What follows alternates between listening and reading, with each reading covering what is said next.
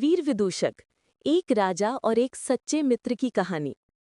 प्रतापी राजा आदित्य सेन उज्जैनी के शासक थे। एक बार वे अपनी प्यारी रानी तेजस्वती के साथ यात्रा पर निकले। अपना घुड़सवारी का कौशल दिखाने के चक्कर में राजा का घोड़ा बेकाबू हो गया और उन्हें विंध्याचल की घने भयानक जंगल में ले आया। शाम हो गई, रास्ता भटक गया और राजा भूखे प्यासे थके हारे एक ऐसे शमशान के पास पहुंचे जहां एक ब्राह्मणों का मठ था।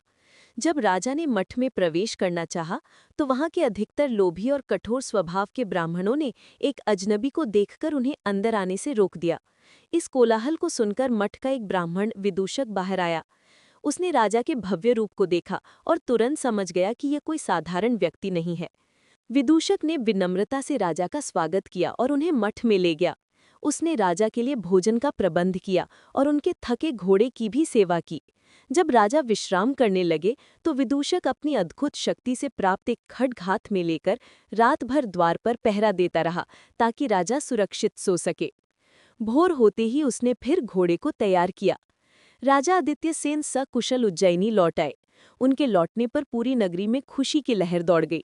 लेकिन राजा अपने उद्धारकर्ता को नहीं भूले। अगले दिन उन्होंने विदूषक को दरबार में बुलवाया और सबके सामने रात का सारा वृत्तांत सुनाया। कृतज्ञता से भरे राजा ने विदूषक को 1000 गांव इनाम में दिए, उसे अपना राजपुरोहित नियुक्त किया और सम्मान के चिन्ह स्वरूप छात्र व घोड़ा भी प्रदान किए। परंतु विदूषक का चरित्र और भी महान था। उसने स्वार्थ नहीं दिखाया। उसने राजा से मिली सारी संपदा मठ के अन्य ब्राह्मणों में बराबर बांट दी और स्वयं राजा की सेवा में रहकर सादगीपूर्वक जीवन व्यतीत करने लगा। इस प्रकार विदूषक की वीरता, सेवा और निस्वार्थ भावना ने न केवल एक राजा की जान बचाई, बल्कि उसे सच्चा सम्मान और स्थायी समृद्धि भी दिलाई, ये सिद्ध करते हुए कि महान लोगों की सहायता कभी व्यर्थ नहीं जाती।